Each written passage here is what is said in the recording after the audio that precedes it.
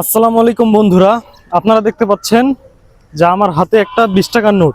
হ্যাঁ, তো এই 20 টাকার নোটে এতদিন ছিল বঙ্গবন্ধুর ছবি, বঙ্গবন্ধু শেখ মুজিবুর রহমানের ছবি।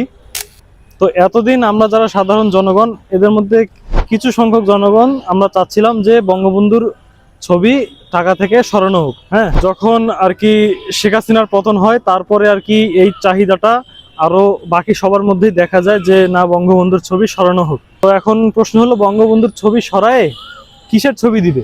বাংলাদেশে অনেক মসজিদ আছে, স্মৃতিসৌধ আছে, শহীদ মিনার আছে, দোয়েল পাখি আছে, শাপলা ফুল আছে, বাঘ আছে, হরিণ আছে, তো এগুলো অনেক কিছু দেওয়া যেত। তো সেটা না দিয়ে আমাদের নতুন 20 টাকার নোট আমি উপরে ছবি দিয়ে দিব। এই 20 টাকার নোটের মধ্যে কি দিছে? একটা মন্দিরের ছবি দিছে। আচ্ছা ঠিক আছে, ওদের হয়তো মোটিভ ছিল, বাংলাদেশ যেহেতু একটা শান্তিপ্রিয় দেশ, বাংলাদেশে আর কি ধর্ম বর্ণ নির্বিশেষে সবাই আর কি একসঙ্গে বসবাস করতেছে, তো হিন্দুদের প্রতি সহমর্মিতা দেখানোর জন্য হইতে পারে আর কি মন্দিরের ছবি দিয়েছে। তো বাংলাদেশে হিন্দু কিন্তু আছে সাত সাত থেকে 7.5%, আর মুসলমান হচ্ছে 91%। তো এই 7% হিন্দুকে খুশি করতে যে আপনার 91% মুসলমানকে আপনি কষ্ট দিচ্ছেন।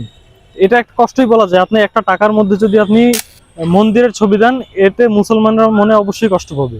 বাংলাদেশে কি মসজিদের অভাব? বাংলাদেশে এতদিন যে এই যে ছবিটা ছিল, এই যে দেখেন 60 গম্বুজ মসজিদের ছবি, এই ছবিটাই সুন্দর ছিল। আপনি শুধু এইখানে একটা এই ছবিটা সরায় দোয়েল পাখি দিতে পারতেন, স্মৃতিসৌধ, শহীদ মিনার বা শাপলা বা বাঘের ছবি, বা আপনার যা মন চায় তাই দিতেন। আপনি মন্দিরের ছবি দিতে গেলেন কোন দুঃখে?